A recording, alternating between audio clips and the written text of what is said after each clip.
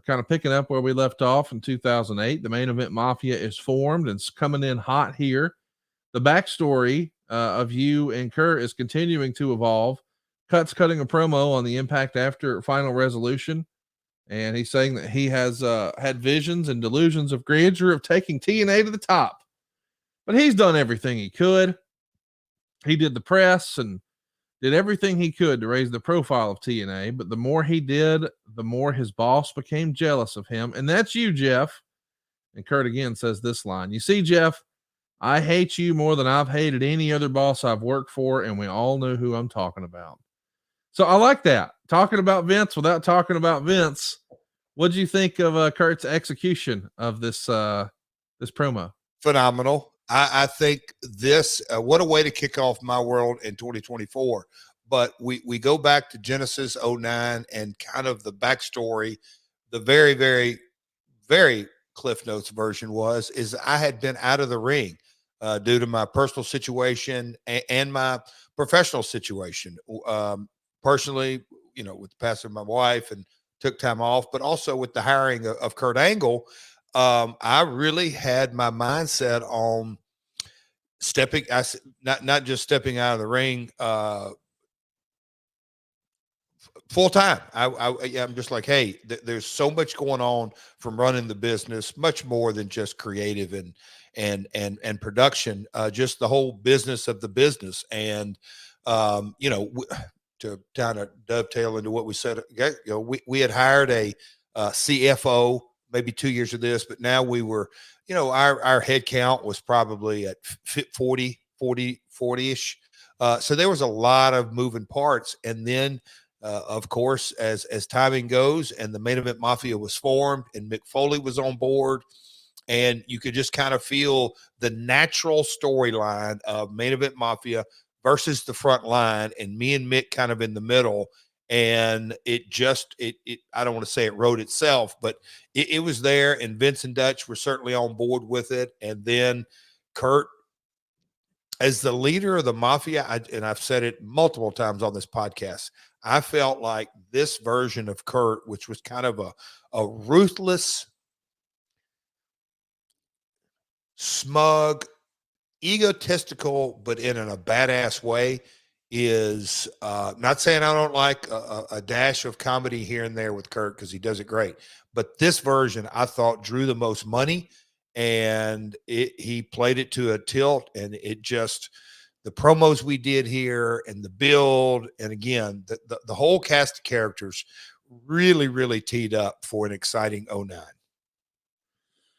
At the end of this promo, AJ Styles is going to come out and get beat down by the Mafia. The front line going to come in to make the save. And you do an interview where you say, from this point forward, you're solely the king of the mountain, Jeff Jarrett, the wrestler.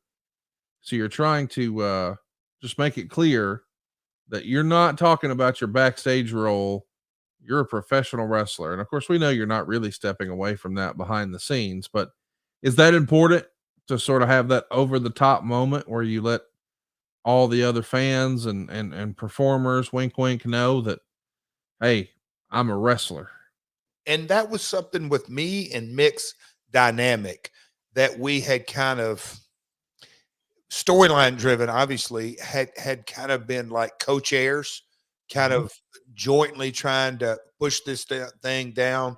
And we all definitely collectively, and also I got to tip my cap to Mike Tenay in this, in that it made, I don't say it made it easier, but it made it clearer for, okay, Jeff is on the roster now, if you will. And that's where his mindset was. And I'm standing alongside AJ Styles and whatever members of the front line. But I was kind of stepping out of that founder role and stepping into a professional wrestler role. So yeah, it was important storyline part. Why do you think the Main Event Mafia was able to hold viewership unlike anything in TNA before, or maybe even after?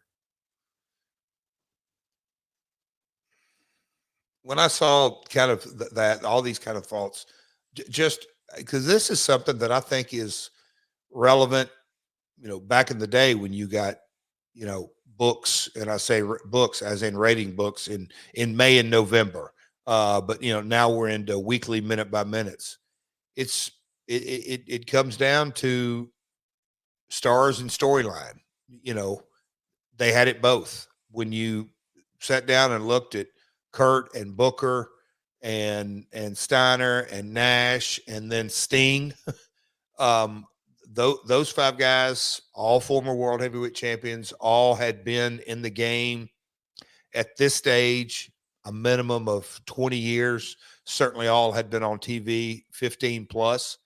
But then the upstart promotion who continue to grow and grow and grow. And we know the Spike kind of history and the success and the build.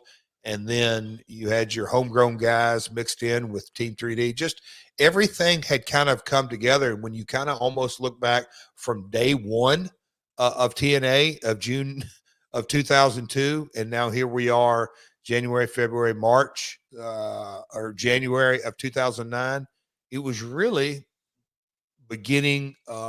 We had 7 years of a book written in a lot of ways. So I just think the story was there as much as the star power.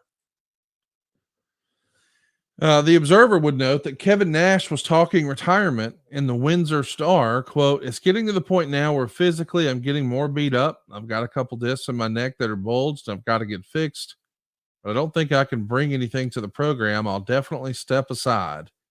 He did say he'd like to get into acting, but with the state of the economy, it's kind of hard to get projects off the ground. Uh, did you know, with Kevin Nash at this point in his career, you might be on borrowed time?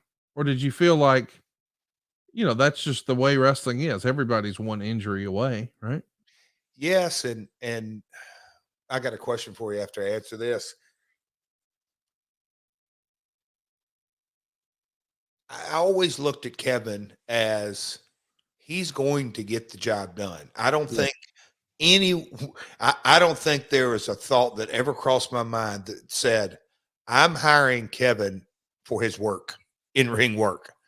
It was his star power, his verbal skills, his backstage contributions, his brand being a part of the product, everything that went with it. And so, his neck issues and his shoulder issues and all that, I always thought, and again, my upbringing and watching different things through the territory days and hearing stories, you kind of figure out, what is the workaround? Nowadays, I don't even think that mindset comes into play a lot of times, and that's something that just wisdom teaches you. But